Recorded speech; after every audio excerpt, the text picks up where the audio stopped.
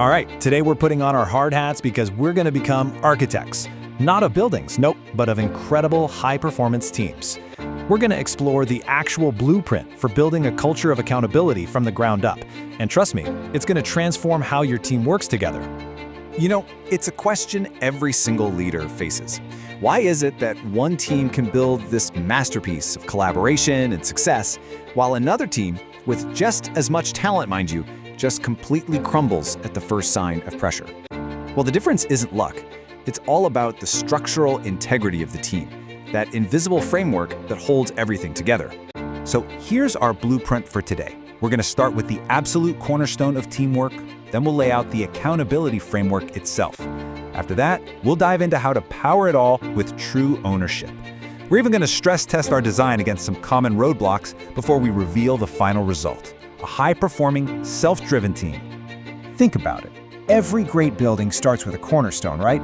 That one single stone that aligns and supports the entire structure. Well, for high-performing teams, that cornerstone is accountability. It is the foundation for everything. Without it, even the most talented team is just fundamentally unstable. So what is this cornerstone, really? Accountability isn't about pointing fingers when things go wrong. Not at all.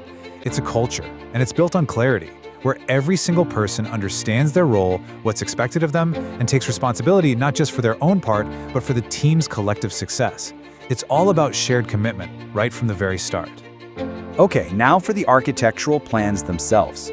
See, building this kind of culture isn't about guesswork. You need a precise blueprint. So let's break down the three-step framework that provides the structure for real, genuine responsibility.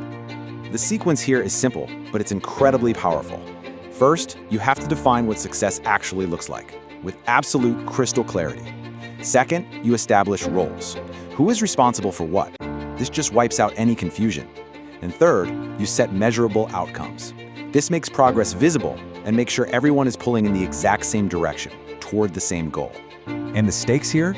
They couldn't be clearer. Look, without this blueprint, you get a team that's crumbling under the weight of blame, shifting, and confusion. The result? Totally unpredictable work.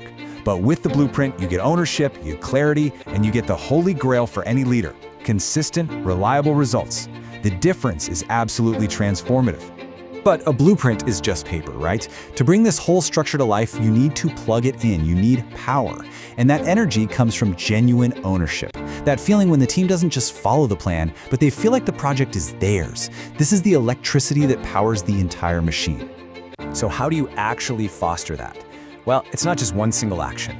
You motivate people by connecting their work to the bigger mission. You recognize their achievements to show their effort is seen and valued. And, crucially, you build trust through transparency. Because when people feel trusted and appreciated, they stop just doing a job. They start owning the outcome. Of course, no construction project ever goes perfectly. Let's be real. Even the best plans are going to face some stress tests. The key isn't to avoid these roadblocks, but to actually anticipate them and know exactly how to reinforce your foundation when they pop up. The really important insight here is to treat these challenges not as failures, but as chances to make your structure even stronger.